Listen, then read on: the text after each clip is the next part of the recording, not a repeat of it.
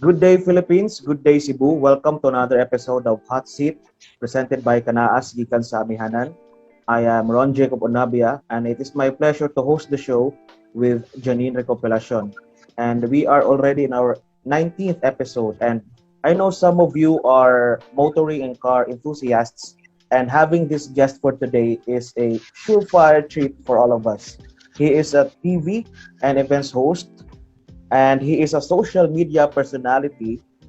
Obviously, he wears many hats, but the feather that shines brighter in his cap is his being a motor vlogger and journalist. Ladies and gentlemen, the undisputed number one Tito of Manila, Mr. James Deakin. Good afternoon, sir. Hey guys, hi Ron, hi Janine, hi to everyone watching out there. Maayong buntag, maayong hapon sa Uh, inyong lahat. May Nice to hapon, be here. sir, from Cebu. How are you doing po? How are you doing, sir? What kept you busy during this quarantine? Well, mostly going crazy. I think that's been keeping me very busy, like losing my mind. Just kidding. Mm. It's been I guess like everybody, we're all not in the same boat, but we're in the same storm. So Yes. I've always tried to look at the last year or so as being like that because it's so easy to say, "Oh, look, we're all in the same boat," but that's not true. Other people have it a lot harder. There are different challenges, and you know what? It's everyone's got a challenge. Sometimes you can look at somebody's situation in the pandemic and perceive them to be better off, but they're going through their own struggles. So to answer your question, I've been doing great, meaning like under the circumstances, and just plodding along like everybody else, and just trying to keep a healthy, positive outlook, and just get through this. Because I know we will. It'll take a little time, but you can see some parts of the world getting back to normal. So I remain very hopeful. How did you end up po in the TV industry and social media Oh, platforms? okay. Well, I started out in the very quick run through is I started out in radio in Mm-hmm. 1999, 98, 99. And Mm-hmm. then I went into magazines and I built my name there mostly in the magazine, at least in the industry that I'm in now. I built it up in the C magazine and in the Philippine Star. So I had been writing for these two. I was the editor of the magazine and a columnist at the Philippine Stars. So I kind of grew my audience there and I grew I guess my place in the industry. And from there, it started to grow. And when I looked to expand, it seemed like the most natural expansion because the two industries that I was, guess, publishing from or broadcasting from were in their sunset period. I mean, we know that print has all but died, Yes. and it's really going that way for those who are still around. But I needed to pivot, just like we're all doing now with this pandemic. I needed to pivot because that was really the biggest threat to what I did. Was the medium that I would use to engage my audience was under threat. So I had to look at how else can I engage my audience, and it was pretty clear that well, social media was the upcoming thing at the time. That was about 2007 and 8 and stuff like that. But it didn't take it took until about 2013 or 14 before it really kicked off. Mm. That's when I could say that I could really rely on social media more than I could rely on the traditional media. So from 2014, I started out on my own. I broadcast, or I moved from C Magazine.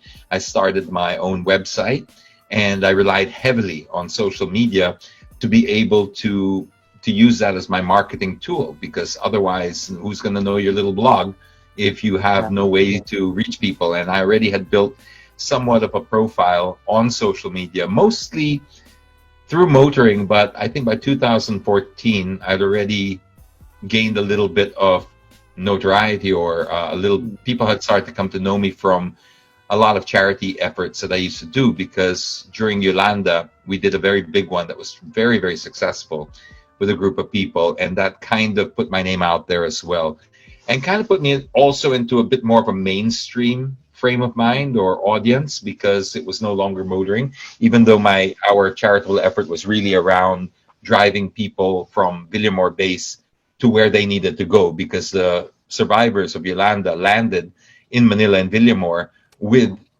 relatives here, but no transportation, no money, no nothing to get them there. So our effort was centered around how do we get these people out of Villamor and drive them to their relatives' places. And I used social media for that.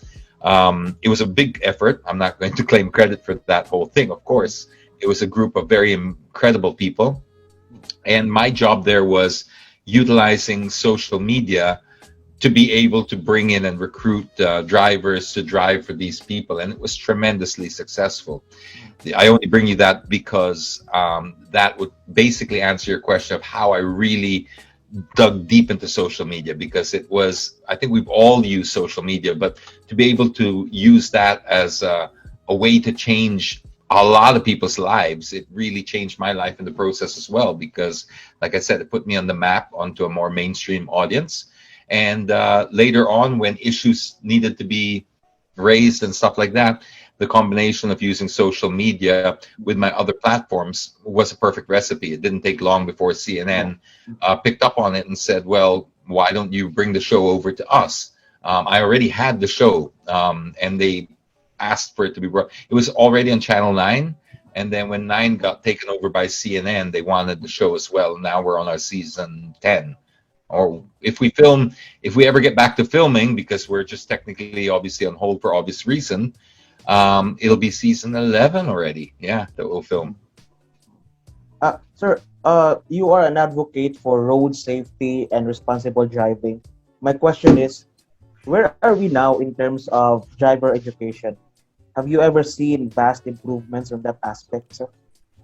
I can't say that I have, to be honest, because I think the rate that we're increasing the drivers on the road versus the rate that we're improving on their education, they don't match. So we are in a downhill trajectory as far as, in my opinion, as far as solving this problem, because I have been fighting for this for a long time before I could see the booms coming. It doesn't take a genius. I'm not trying to pass myself off as being highly intelligent or anything like that. It's just being observant. And all you have to do is really look at different key markets, different countries and cities around the world, and see how relatable it's going to be to your market. For example, we could learn from our Indonesia, or well, any of our Southeast Asian neighbors, Thailand, Indonesia. We could learn from Vietnam, etc. The boom in motorcycles. I mean, that was no surprise. It shouldn't come as any surprise. We haven't even really hit the boom that they're talking about, but we already see the problem. And the thing is, we're not addressing the problems as they're growing exponentially. We are now even getting more and more lax. I notice this, and I'm saying this because I see every day on Facebook people sending me every day. There's not a day that goes by where I don't get sent at least 3 or 4 or 5 different types of people selling licenses on Facebook openly. This is not even done covertly anymore. They're not even making an attempt to hide it anymore. And this bothers me because it's so blatant. It's like, wow, you're literally advertising your crime. Yes. And nobody's doing anything about it. We see more and more camotes on the road because we have more and more people on the road. So just by the numbers alone, anytime you increase the base, you're going to increase everything else. You're going to increase the camotes. You're going to increase everything. And then as human beings, when we have to work in limited spaces like we do now in all of our cities, the tension, the patience all wears very thin. The road rage, the anger, the desperation or the impatience, it starts to build up. So we have even less and less tolerance for one another on the road. So we see road rage also on the rise. Although it's kind of hard to really peg those figures because of the pandemic. We've had such erratic transport data coming in because we're locked down one day and non-locked down the other. But if you're asking me how I see it, I don't see an improvement. I see an actual decline. Okay. How about this, sir? This is a pressing issue, no? What is your view on requiring theoretical and practical driving courses for new license applicants? I like the idea in theory a lot.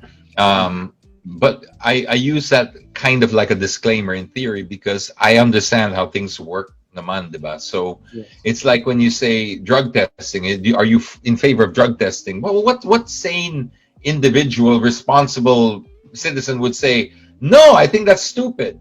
It makes you look stupid, as the person saying it makes you look irresponsible. But Yes. in reality, what we know is the drug tests, the reason they've removed the drug tests mandatory was not because they thought it's okay to drive under the influence of drugs. It's because of the corruption that was stemmed from people being extorted, or the people who had actual things to hide, like drugs, would pay, and the innocent people would be the ones punished for it. Meaning having to go through the humiliating process of peeing in front of everybody, because you really had to. It was very degrading back in the LTO when you have to pee into a cup. You had to show it. Like they were very. It was not pleasant at all. There was a lot of, but it wasn't having any impact on the actual road deaths and road safety, because what was happening na nga were the actual violators, the culprits. They were the ones who were slipping money under the table for the non-appearance. And everybody else that had nothing to hide, they were the ones who were going through the process. So when you bring up things like driver education, higher fees, more requirements to get your license, well, of course, in theory, I 1,000% agree. But in reality, are we just creating another layer for corruption? So I'm looking at solving the bigger picture here, or the more fundamental problem here, which is this: we need to close up these loops of corruption and people selling licenses online. We can't. There's no point introducing anything if we've got that gaping big hole. Does that make sense? That's the one we need to fix before we start making all these other cosmetic fixes that sound good, but in reality have no actual value, and in real world create problems. How about this issue, sir? This made quite a stir a few months back. What is your opinion on the suspension of the motor vehicle inspection system? Okay, another right up the same alley, exactly the same type of thing. I visited some of these centers. Yes. Now, I feel a little sorry for these guys, because these guys came in with a business model that was presented to them, and they invested based on that business model. And now they're stuck with this massive facilities and overhead, and now they're not mandatory anymore. I see the problem is very big, because again, I've always fought for roadworthiness for vehicles, because I think that is a major contributor to accidents in this country, is the lack of roadworthiness. What was happening there, though, was we were trying to fit everybody in, or treat everybody as some kind of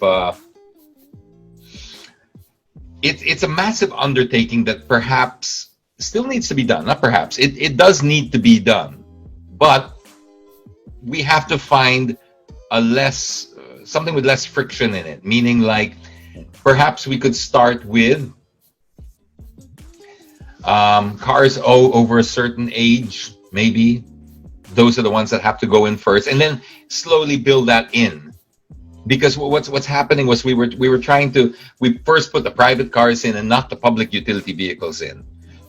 To an average motorist, that it gets them all enraged, because they're like, what are we doing this for if the biggest violators are allowed to just, why us first? So you're not going to get the public cooperation.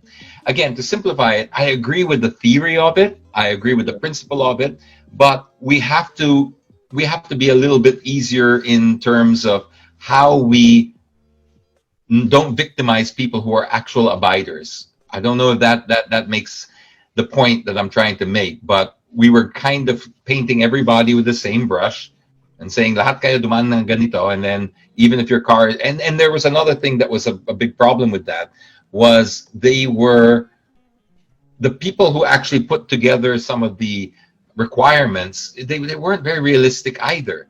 So people were failing even though their cars were okay, because they were being very literal about certain things like the beam. But the car is brand new, but the beam was, it doesn't conform to our, build in a tolerance, because it's not a problem. You're literally creating a problem where there's none, and then you're letting people slip through the cracks. So to simplify it, my answer would be that it's something that needs to be done, but I think they really need to bring more experts and stakeholders into it, but real experts. I mean, I'm talking road users themselves, not these learned experts kunyari from the politicians and people who are appointed that really have no idea. Because this is what happens with a lot of things. They appoint people who don't have any idea into these things, and it creates problems. I go back to the ADDA. That was the anti-distracted driving policy. That became so complicated because people were like, can I use Waze? Ay, hindi, bawal yung Waze.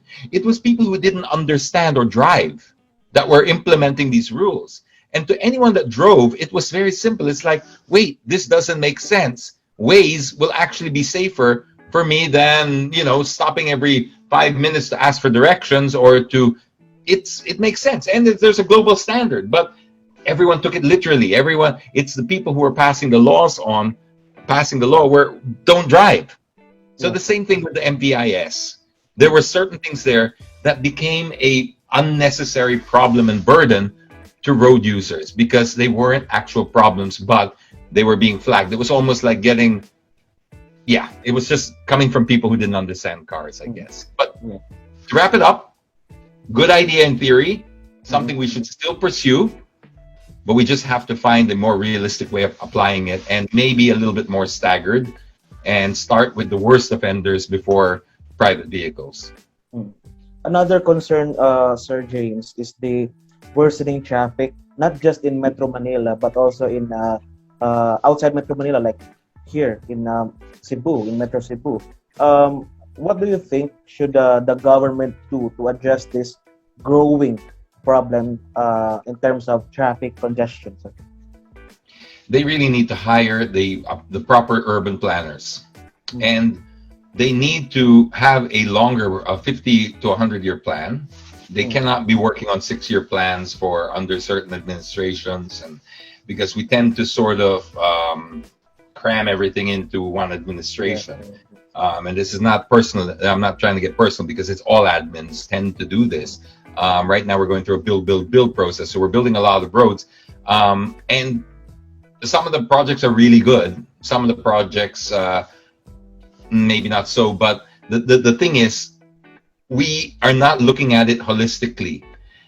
We have to look at this bipartisan, non-political, apolitical, in a 50 to 100-year plan. So if we could find urban planners to work with agencies that have zero to do with the current admin or the next admin and the next admin and the next admin after that, then we could get closer to a solution, because you would be looking at it from a holistic point of view and going, what's the goal here? The goal here is to move people around.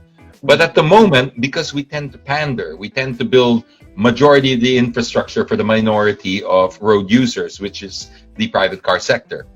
I'm from the private car sector. I should have no incentive to speak up about this, but the figures supposedly say around 12% of us move around in private cars. Supposedly, I don't know how accurate that is anymore, but you can see where the problem is. We're not investing in the vast majority of mass transportation. We really are looking at it the wrong way around. And when we build more roads, what we do is we attract more cars. So this is also something that it's not just a universal build. Again, I'm not throwing shade or anything. It's just there are some roads that are fantastic. And I'll tell you, the Skyway is one of those roads because it connects north to south and bypasses Metro Manila. Those roads I would cheer on every single day.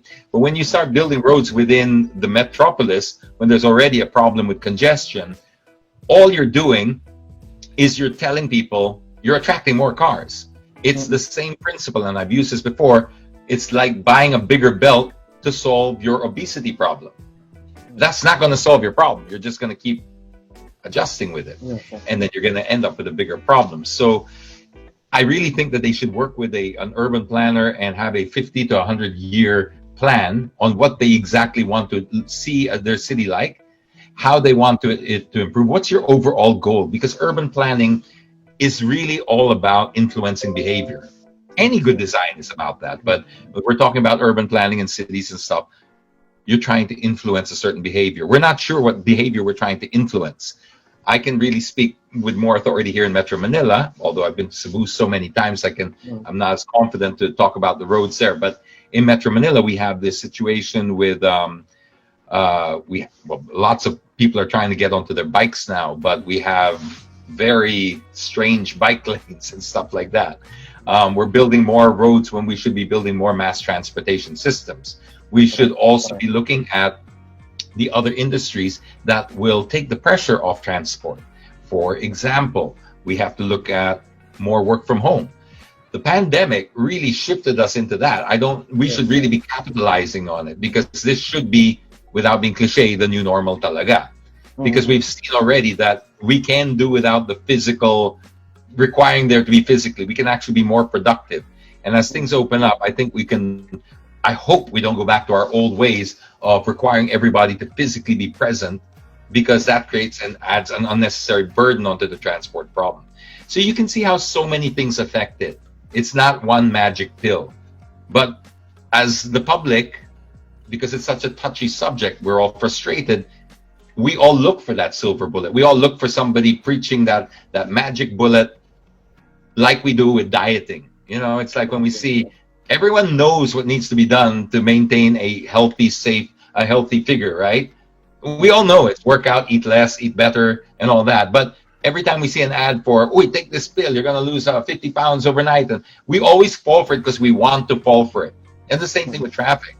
So this is where people tend to get the low-hanging fruit and preach about things like, this yung jeepney nito, or yung ano na yan, never, yeah. But look, it's so many factors that you have to really be working at, so many moving parts involved in getting a good transportation system done. Very well said po. The following questions, I will be throwing 5 questions. These will require quick answers po. Answers at the top of your mind po. Okay. Are you game po, Sir James? Let's do this. Rapid fire. Rapid fire. Okay, first, manual or automatic? Manual. First car you owned? Fiat 128, 1970 Most model. expensive car you've ever driven? Formula One car, priced priceless. Road car was a Pagani Cinque, 2.2 million euro. Oh my goodness. Yeah, it was my goodness. What is your driving pet peeve? Inconsideration for others and bastusness on the road. Mm-hmm. Last, what is the one car that you will never ever drive? Wow. Probably a Gaz.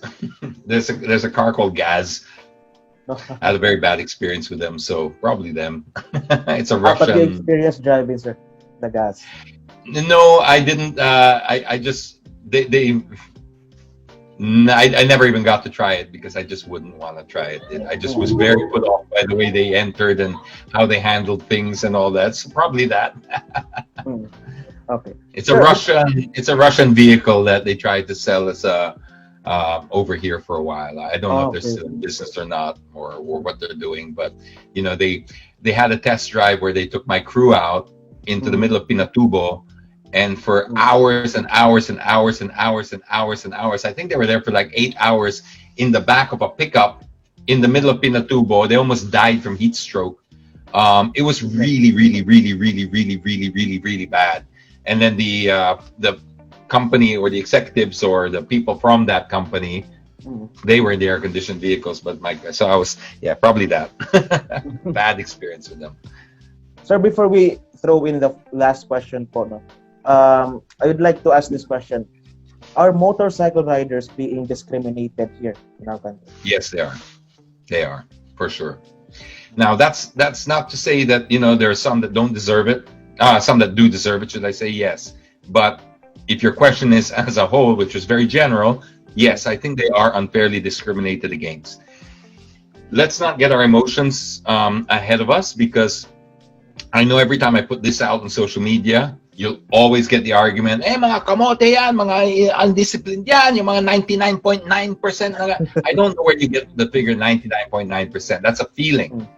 that you're basing your 99.9% or whatever figure you throw out, because there are no figures for that.